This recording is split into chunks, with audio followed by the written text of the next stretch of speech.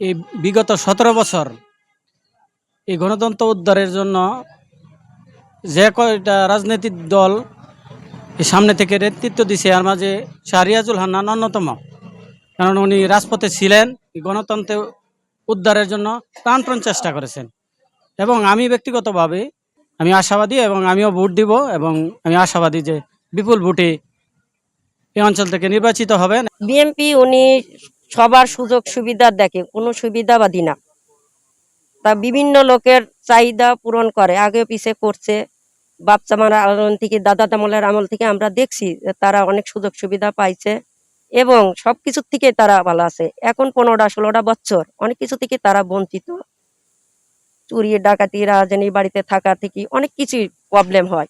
বর্তমান এখন দেখা যাক আল্লাহ তাকে কি করে, তবে ধানের শীষই বর্তমান এগিয়ে আছে। আমাদের কাপাসিয়া তো রিয়াজুল হান্নান স্যারই পাল্লা বাড়বি।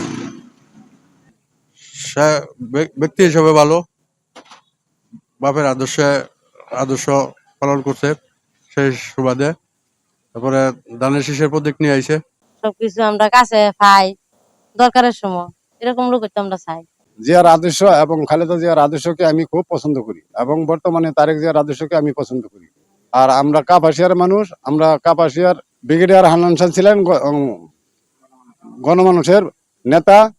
তিনি এন্তেকালের পর তার ছেলে রিয়াজুল হান্নান শাহ, আমরা দলমত নির্বিশেষে সবাই আমরা ইচ্ছা করছি তাকে ভোট দিয়ে ধানের শীষে ভোট দিয়ে ধানের শীষকে জয়যুক্ত করব। এই কাপাসিয়ার মাটি ও মানুষের সকল মানুষ নির্বিশেষে, দলমত নির্বিশেষে ওনাকে চাচ্ছেন কাপাসিয়ার উন্নয়নের জন্য। ব্রিগেডিয়ার আসম হান্নান শাহ সুযোগ্য সন্তান শাহরিয়াজুল হান্নানরে আবারও তিনি দরকার। এই হিসাবে কাপাসিয়া মাটি ও মানুষের অভিভাবক হিসাবে, শিক্ষা অঙ্গনের অভিভাবক হিসাবে, উনি উন্নয়নের উপকার হিসাবে কাপাসিয়ার মানুষ, কাপাসিয়ার জনগণ সকল দলমত নির্বিশেষে ওনাকে ধানের শীষ প্রতীকে 12ই ফেব্রুয়ারি ভোট দিয়ে জয়যুক্ত করবেন। এখন নির্বাচনী ক্যাম্পিং বা প্রচারণার কাজ নিষিদ্ধ। আমরা নির্বাচনী প্রচারণার কাজ করছি না। আমরা দলগতভাবে আমাদের প্রার্থীর কি অবস্থা, যেহেতু বিগত 15টি বৎসর এদেশের সাধারণ মানুষ কোনো ভোট দিতে পারে নাই। এখন মানুষের ভোট দেওয়ার জন্য আগ্রহ কেমন, কাকে ভোট দিতে যায়, প্রার্থীর কাছে কিরকম তাদের চাওয়া পাওয়া, আমরা এইটার বিষয়ে একটা জরিপ কার্যক্রম পরিচালনা করতেছি। যা এই জরিপ কার্যক্রমের ফলাফলের উপর ভিত্তি করে আমরা ভবিষ্যতে নির্বাচনী কৌশল অবলম্বন করব। সেই কৌশলের ভিত্তিতে আমরা নির্বাচনী কার্যক্রম পরিচালনা করব। 15, 16, 17টি বৎসর এই তরুণ সমাজের জন্য কোনো কাজই বিগত সরকার করেনি, বরঞ্চ তরুণ সমাজকে মাদকের বিষাক্ত সুবলে তরুণ সমাজকে নিপতিত করে ফেলছে। এখন এই তরুণ সমাজকে যদি দেশের কাজে না লাগানো যায়, তাহলে দেশের প্রকৃত উন্নয়ন সম্ভব নয়।